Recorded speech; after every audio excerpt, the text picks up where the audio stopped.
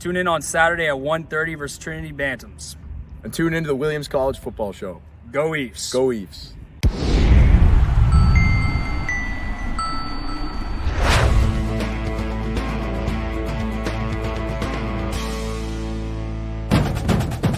Come all ye sons of William, sing as we march down the field. Cheer till the hills and valleys ring, with never a thought to yield. We'll back the team in every game, with them in every play.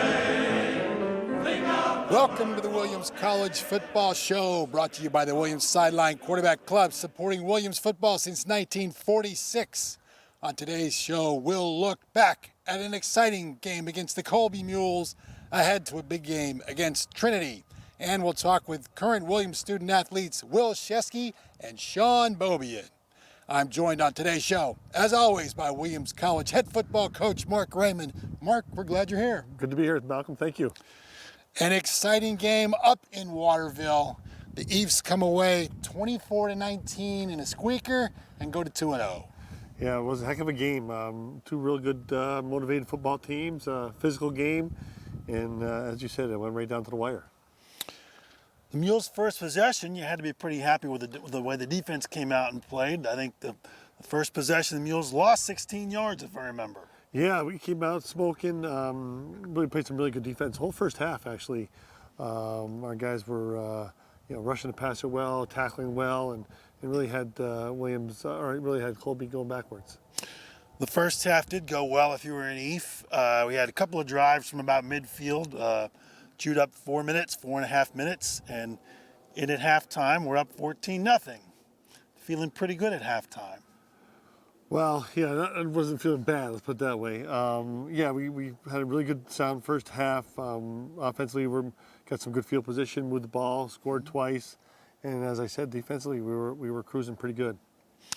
Now, the second half was a little crazy. Give Colby credit. They came out, took the kickoff in the second half, and drove 85 yards in 14 plays, chewed up 6.5 minutes of clock. They did. They put a great drive together. We had a chance for an interception early in that drive, and they just answered. They converted a couple third downs on us, two big plays in the passing game, and next thing you know, they're in the end zone. So credit to them for putting together a really a great drive. Now that was a great drive, and then they turned to treachery. Yeah. With an unexpected onside kick. Tell us about that. Yeah, I mean, it was a perfectly executed play by them. Kicker put it in a great spot, and they ran it down. We'll have to, probably place our guys in a little bit different spots to help prevent it. But credit to them, they really executed that play. So, after the onside kick, Colby takes the ball 37 yards in 7 plays, chews up another 2.5 minutes. Did not make the 2-point conversion on either of the touchdowns they scored. How important was that? Yeah, those are big points right there, right? They had a bad snap on the first extra point, and then they went for 2. We were able to stop them there, and again, that's some big points that we were able to stay on top of them with. Now, Williams did respond, put it together a nice drive, 75 yards in 7 plays, chewed up 4 minutes of clock. That's what you like to see. Yeah, it was a great answer by our guys. We hadn't seen the ball yet in the second half, and the guys knew that we needed a big drive, right? We just had 2 scores, a lot of momentum on Colby's side, and our guys really came out and had a great drive. Had a big play to Brady down the middle on a post. And then we ended up scoring. So that was a great answer drive by the offense. The kicking game you mentioned before, Colby had a little trouble with theirs on an extra point. Williams and Avon Sharon kicked 3 for 3 on extra points. And then an important field goal. Williams drove 66 yards in 10 plays, capped it off with a field goal to go up 24-14, 24-12. Yeah, big field goal for us. We were down pretty tight in red zone. We had a bad snap, ended up going backwards, but Yvonne was money there on the field goal. Colby's pretty tough in the red zone. They are. They're a big, tough, physical team. Their front seven is really good, and they are. They're a really good defense. So 6.5 minutes left in the game. We've got a lead, 24-12. Colby's not done yet. They came back, drove 95 yards in 12 plays. They did. Thanks for reminding me now. They certainly did. Yeah, we had a great kickoff and coverage. Pinned them right around the 5, and then they went to work on us a little bit. Completed a couple third downs. We aided them a little bit on the offsides penalty on third down, and they made some great plays in the passing game. A lot of credit to their quarterback and receivers. Now they resorted to treachery again, although this time it was really expected. The second onside kick of the day with about 2 minutes left. Tell us about that sequence. Yeah, our guys did a great job executing. We lined up perfectly. Unfortunately, we just went off sides before we moved over the yard line before the ball was kicked. Therefore, move it up 5 and they get another shot at it. So, the guys did a great job executing. We're just a little careless on our motion. So Williams does get the ball after the onside kick. 3 plays, get 9 yards, not 10. You decide to punt the ball away. I assume that's not really much of a choice. Yeah, I mean, it was something we thought about, because they get their offense going last couple series. So we're like, should we make a run at this? But I felt confident in the guys that we would make a stop, and we decided to punt it away, and we eventually did get the stop. You did indeed. Yeah. You mentioned punting, so another good day punting by Leo Maiolo. He had 4 punts, I believe a 41-yard average, and 2 inside the 20. Yeah, he was fantastic all day. A couple of clutch kicks, and like you said, one inside the 10, and a couple inside the 20. And of course, the final clutch play of the day, the Mules did respond. They did drive down the field. They've got a 1st and 10, a 2nd and 10, and finally a 3rd and 10 from the 20-yard line. Walk us through that. Yeah, they got down to 20, and we decided to bring a little bit of pressure. Our defensive line was phenomenal. They were putting a ton of pressure on their quarterback that whole series, but he had continually made some throws, and again they got in his face again and created a ball he threw a little earlier than he wanted to, and then Brady Carroll really made a great play in the post to pick it off. And you come away with a victory to go 2-0. A few numbers before we start to look at the highlights. So time of possession in that game, very even, almost exactly a half hour each team. And yet the Mules ran off 76 plays to Williams 55. Yeah, they had 20 more plays than we did, which is amazing. A lot of those were in the hurry-up situation, so they're getting those plays. But, that's a lot of plays to defend. A lot of first downs for Colby as well. 27 first downs to Williams 19. Yeah, again, it's probably a product of, we played a little bit soft in the 2-minute situation. Probably gave them a little bit too much underneath, and we had to kind of tighten up as they get further down the field. And you mentioned penalties a little bit earlier. We had 8 penalties, I believe, for 63 yards in that game. The last one, an unsportsmanlike conduct after the team rushed the field. I'm not sure we should count that one, or maybe you want to count that one. Yeah, that's something we don't like to do. That's not who we are. Like to have that one back. Well, that kind of excitement happens, certainly. Terrific quarterback play again for Williams. Owen McHugh, 16 of 18, no interceptions, 1 touchdown, 9 different receivers catching the ball. Yeah, he was very efficient Saturday. He was spread the ball around like you mentioned, took care of the ball, ran when he had to, and we had some really big plays in the passing game. All right, well, an exciting game, folks. And Coach, let's go look at some highlights. Absolutely. And here we are, we got him backed up pretty good here in our first drive, and Ethan Scott comes free, makes a big sack, pushes him back, and has a make him punt from their end zone. This is our first touchdown here. We're gonna pass called here. Kind of times out. They cover our back. Unbelievable protection. Great Owen protection. breaks free and picks up some great blocks and scores. It's just a great job across the board there. This is another really good play for us on defense here. Our D-line played great all day. Cam Smith with a big play. Here's another touchdown here inside the 10. Quick pass here to Owen Johansson. Got great hands. Catches it, gets upfield for the touchdown on third down right there. That Owen to Owen connection. Owen to Owen, yes. That's a good one. And here's another really good play defensively. Kind of a sack. Freshman Will Gale and Cam Smith again. They're in the quarterback's lap all day long. Play action pass. And again, there's Will Gale and Cam Smith again. Those guys played great. Couple sacks. A lot of game time for the freshman. A lot of game time for him. Yeah, he's his home state too, which was big. This was a big play for us as well. That first drive we had in the second half. Owen lays it out there to Brady Stalski. Makes a great catch under pressure. And great play. Here's our final touchdown here. Owen on the scramble. Again, really good protection. Colby did a good job of positioning some routes up underneath, and he runs it in. Fantastic job. Really improvised. He's got quick feet. He does. Yeah, he can run. He feels it. He's got a sense of the timing. It helps a lot when you've got time to think back there. It sure does. It sure does. This is another big play too.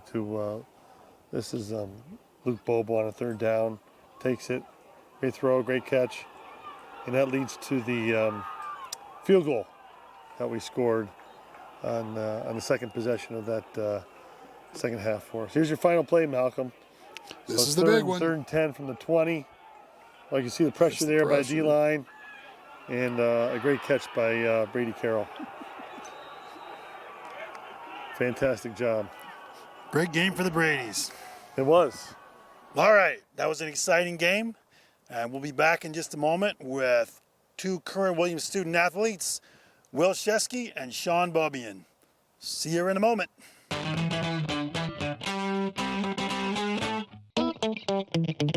Welcome back to the show. I'm joined today by two fifth-year seniors, Will Shesky and Sean Bobian. Fellas, thanks for coming back for a fifth year, and thanks for joining us on today's show. Let's give the folks a quick intro. Tell them your name, your number, your position, and then also your year in school and your major. Thank you, Malcolm. It's our pleasure. Will Shesky. I'm a fifth-year running back from Situate, Massachusetts, and I'm an econ major. And Sean. And Sean Bobian, number 36, Miami, Florida, econ major as well. Is that it?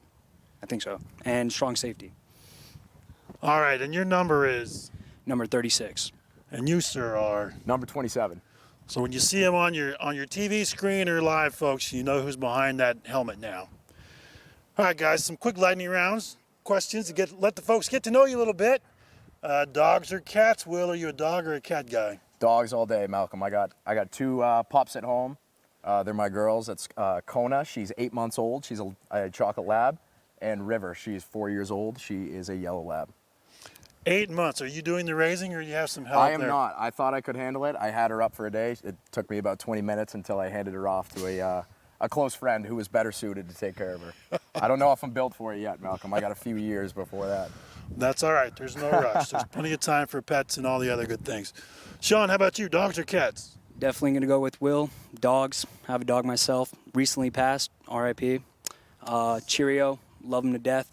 Mom's favorite son, but great guy. Great dog. Love him. That's a tearjerker. Let's go to your feet now. Your shoes. Your go-to shoe brand. Will? You know, Malcolm, I want to say Nike, but recently I've been on New Balance. I'm going no shoes right now. I'm going Johnny Appleseed style. He's got his dry fit socks on, folks. Yeah. So actually, golfing too. If you ever played barefoot, it's a great alternative. So that's something I recently discovered, courtesy of alumni Paul Harshberger introduced me to it. I've been loving it. Will's all over the board. Sometimes he doesn't even wear shoes. Sean, how about you? Your go-to shoes? I'm going to go with the comfort shoes, Crocs, the fuzzy Crocs. Great shoes just to hang around with. Me and Shesky actually have matching pairs, and True story. They've been a great addition these past 2 years. Okay, athletic shoes or nothing. These guys are styling it and comfortable. Want to ask about your go-to social media, Sean. Where do you go? Sadly, I'm a scroller. I'm going to go with TikTok. I've deleted it a few times, but I always come back to it. It's a great thing to have, and you just kind of just brain rot and scroll through your For You page, but it's a good thing. Kids, take note there. Once you start, it's hard to stop with TikTok, even if you're a super Sean Bobian. Yep, actually. Will, what about you? Your go-to social media? Malcolm, I'd be lying if I didn't say the same. TikTok, and like Sean, I've deleted it many times since getting here for camp, but I find I always keep bringing it right on back when I'm laying in bed scrolling away. If you never start, you won't have to quit. That is true. Too late now. Guys, you're getting out into the world now. You're seniors. You're starting to think about what's next. So in polite society that you're going to be in, there's going to be parties. There's going to be cheese and crackers on the plate. What kind of cheese do you want to see on that plate, Sean? That is a tough question, Malcolm. I'm going to go with Parmesan. Love Parmesan. That's an easy one for me. That's really it. I'm more of just a simple guy. Parmesan's good. Cheese and crackers is simple. Just a little grated on the crackers there? Just a little bit. Just like your house. What was that we had at your house? That was good. I don't honestly remember. That cheese was really good. Well, that was a Gouda, I believe. The Gouda is great then. Then I'm going to go with the Gouda. All right, Will, how about you? What cheese makes you happy? I like a nice sharp cheddar, but if we can break the bank a little bit, a nice Gruyere is a great cheese. My grandparents lived in Switzerland for a few years, a long time ago, so they've kind of brought that influence back onto our family. So we have a Gruyere fondue every Christmas Eve, so it's a family favorite. I'm sure if you bring Mikey Shask on here, he'll say the same thing. So hopefully he doesn't let me down. Do you have room for Sean and me at that table? That Absolutely. sounds delicious. We got room for everybody. We can get everyone up there, of course. All we'll right. get 2 more plates. Now, you guys, when you're not eating and when you're not playing football, you're studying. You've been here for a few Sometimes. years now. I want to ask you about your favorite study spots on campus. Will, we'll start with you this time. Where do you go when it's time to study? That is a great question. I really like Sawyer, but I think sometimes it's a little bit more of a social scene than a great place to do work. Otherwise, I like Wackenheim. So I'd say Sawyer or Wackenheim. Definitely depends how I'm feeling. If I'm willing to be a little chatty, which is quite often, then I like Sawyer. All right. Depending on the mood, you'll find him in Wackenheim or at Sawyer. How about you, Sean? I'm on the same boat with Will. Sawyer, very, very talkative place. It's probably the best party scene you'll get.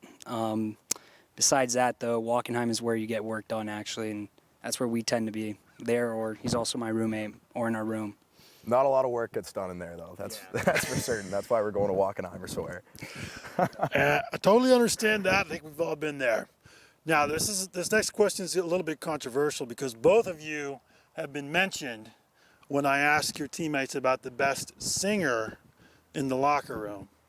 And Not surprised. we're gonna start with you, Will. Did you have an audition you want to tell us about? Tell us about your singing. Actually, it's funny you say that, Malcolm. About a week or so ago, we saw a flyer in Paresky for an a cappella club.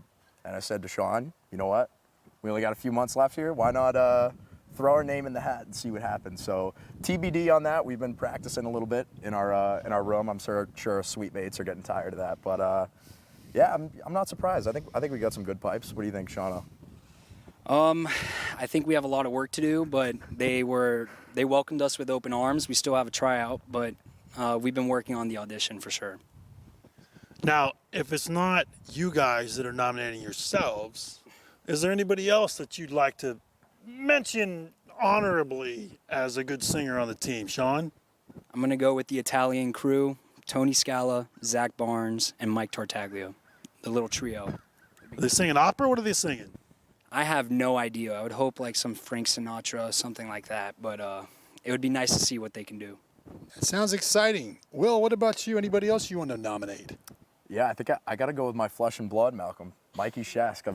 I've heard him singing in the shower quite a few times. He doesn't bring it out in public often, but he can sing. So He can move. He can dance. he can dance. He can sing and dance. He can do both those things quite well. He's So got great hips. He can definitely dance. All right. We're going to have to get these guys out here. Michael Shesky, We'll have to find some behind-the-scenes time with him. See what he can do with his voice and with his feet. Let's move on to talk about football a little bit. Saturday's game. I want to ask you both sort of the most memorable moment during that game. That was an action-packed, exciting game. There were very many memorable moments. Now, on my left, I've got a running back. On my right, I've got a defensive back. That may or may not shade your perspectives. But Sean, we'll start with you. A memorable moment from Saturday. Definitely Brady Carroll's pick. I feel like in the first half we weren't really capitalizing on the offense's mistakes, and he came in and finished it off, and that's how we basically won. So, great play by Brady. Yeah. It was a great play and a really nice catch. Now, how important is it? There was pressure on that play on the quarterback. There was pressure on the quarterback a lot. How much easier or harder does that make your job as a defensive back? Makes it a lot easier, Malcolm. I think our D-line has played a crucial part in the past 5 years that I've been here. But just in general, like, the quarterback has a few seconds to throw the ball. He's going to make a mistake. We got to be ready for that. All right. Great defensive play there. Certainly the play that ended the game. On a game that close, there are many plays that win it. Will, what about you? Memorable moment from Saturday? Yeah, Malcolm, I kind of think to kind of from an offensive side of things. We obviously go into halftime up 14-0. Colby comes out. They make a few great plays. They're able to climb back into it 14-12. I think the offense being able to respond to that momentum, kind of collect themselves, go down the field, and punch in just kind of shows how together we are as a team and an offense. So that was other than Brady's pick, which Sean mentioned was a huge pivotal part of the game. I think that was a huge swing for us. Absolutely, a very big play. Certainly, perhaps sets this team apart from maybe other teams. You guys are both fifth-year seniors. I want to ask you about that. Now, what is it that really impelled you to come back? Was it your teammates? Was it something to accomplish? Why are you here for so to speak, your fifth year, although it's really your fourth season after COVID? Yeah, it's a little bit of everything, Malcolm. I think, like, we weren't ready to leave. We didn't have a great season last year, and we kind of just, as a group, I feel like we weren't ready to leave. It was kind of like a thing with football, but also just friendships. I think we wanted one more, like, semester with each other. That's exactly what we did. Will, you corroborate that? Yeah, absolutely. I think from the personal side of things, I got the whole rest of my life to be an adult, and to be able to come back and work with these coaches and these guys for one more year and go ahead and accomplish something special. I think that's what we've been gunning for. It's been on our minds since November. I think we're heading in that direction. So I'm very happy I did. There's nowhere else I'd rather be right now. It was one of the best decisions I've ever made, for sure. Well, we're very glad that you guys made that decision. I want to ask you one more question. Actually, two more questions, a couple more questions. One more about football. Tell us about sort of the weekly progression that you go through each week. There are certain things you're doing on certain days, getting ready for the next game. So today we're shooting on a Monday. So this is really the first full day of practice after the Colby game. So take us through, and you're a defensive back, so take us through sort of what you guys are doing as you move through the week. Monday is definitely a light day. We're just it's more of like a mental day, trying to figure out what we're going to be doing and what we're going to be running against Trinity this week. And then Tuesday and Wednesday, that's the more physical days. Those are the hard practices. And then Thursday and Friday, it's really wrapping it up and making sure we're ready to go Saturday. And Will, what's it like from the offensive side of the ball? What are you guys doing over the course of the week? Yeah, I mean, much of the same. I think a Monday really looks like it's a combination of how do we look back on Saturday and prove upon our mistakes and learn from them, but then also, look towards, in this week, for instance, look towards Trinity and our game plan and what we're looking to do come Saturday.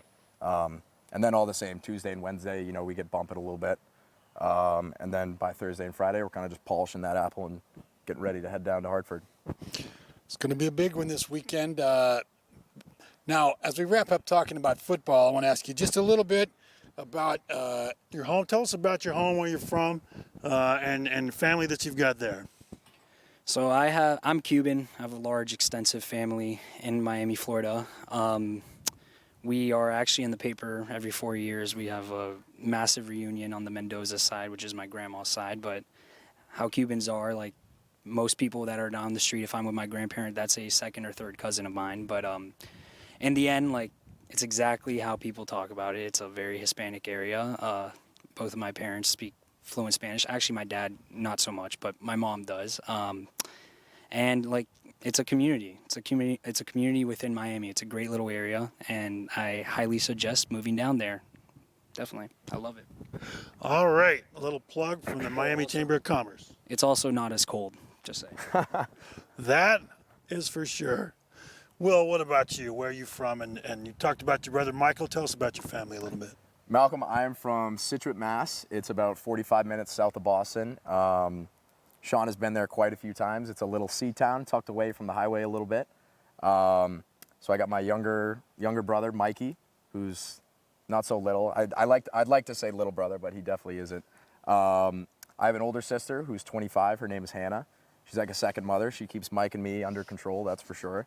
I didn't know that was possible. She got the smarts, that's for sure. She's got a tough task of keeping us under wraps when we're home. So, and then my two parents, and I actually have two grandparents that live in Scituate still. They come to every game. And my granny, that's my dad's mom. And then, as I mentioned, the girls of the Shesky family, the two Jules, Kona and River, the pups, also up for every game as well. So we got a full house with the Shesky clan. Everybody coming up. They love it in Williamstown, that's for certain. Sounds like a lot of fun with both your families. Now I want to close out with a question about something that you want to reveal about yourself that people may not know about you. It might be something a little bit unusual. It might be something that you do that's not that unusual, but people wouldn't necessarily peg it for something that you do. Will, can we start with you on that? Something that you might want to share with the folks about yourself that a lot of people may not know. Yeah, absolutely. I think my answer would have been a cappella if we hadn't already mentioned that. I think last year, Malcolm, I said I like listening to Katy Perry before games. The same holds true. I think what I'm going to go with is I'm very into ornithology. I have been for about 8 years. For those who don't know, that's birding. People are usually pretty surprised when I tell them that. So if you see me on the street and there's a bird you don't know and want to identify it, I'm your guy. So call me up. I've been doing it since COVID. That was the hobby I picked up. I was like, I need something to do outside. So me and a friend picked it up. It's even funnier when he tells people that he's a big birder because he's about 6'3", 240. So people don't take him to be into the bird watching, but try it if you haven't already. It's a great time. So if you see these two guys traipsing through the woods with binoculars, they're just ornithologists. Nothing to worry about. Sean, what about you? What do you want to share with us that people may not really know about you? I'm actually an avid runner.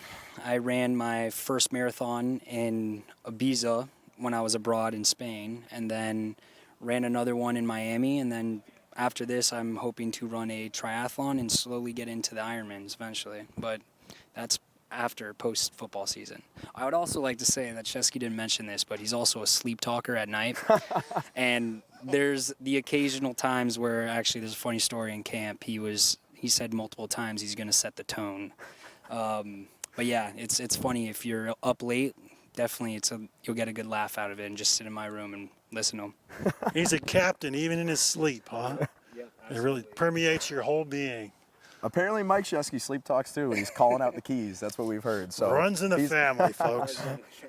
Maybe there'll be some singing in your sleep too, guys. Maybe that'll be your next passion. That's our next level. I was actually told at Colby that I do sleep talk as well. So we might have to film the room and see if that's happening. So maybe we'll talk to our producer, see if we can get a little clandestine footage, and we'll find out who's talking in their sleep. All right. Well, listen, there's only one thing left to say while we're here fully awake. To thank both of you, Will Shesky and Sean Belbian, for being on the show with us. You got a big game down in Trinity this weekend. Thanks, gentlemen, and good luck. And go Ephs. Go Ephs. Thank you, Malcolm. Go Ephs. Coach, a big game coming up against Trinity down in Hartford at 1:30 p.m., folks, this Saturday the 28th. Two teams at 2-0. What are we going to see on Saturday? Yeah, I hope you see a great ball game. Really, two good football teams. Obviously, Trinity and Williams have had a long-standing rivalry, so to speak, and it's always proven to be a heck of a game. Now Trinity comes into the game, as we said, 2-0. They beat Colby in the first game of the season, 17-7, and Bates 28-7. Both Bates and Colby were able to move the ball, but it's tough to score on the Bantams. They are. They did.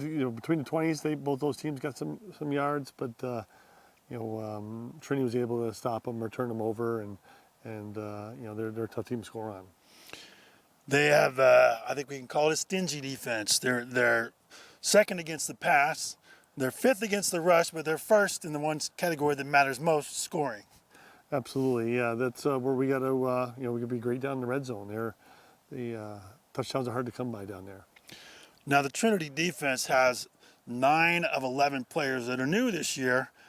I guess it's true a program like that doesn't really have a rebuilding year. They just reload. Yeah, they got a lot of good players, and they developed some chemistry the last 2 weeks. Certainly did. On the offense, they also have a mostly new offensive line. They are sixth. The Bantams as a team are sixth in NESCAC in rushing, second in passing. Is that a little surprising?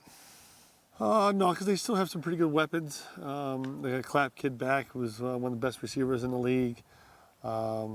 Quarterback, he's a fifth-year guy. He's very accurate. And the offensive line has really protected him well, so nothing really surprises me.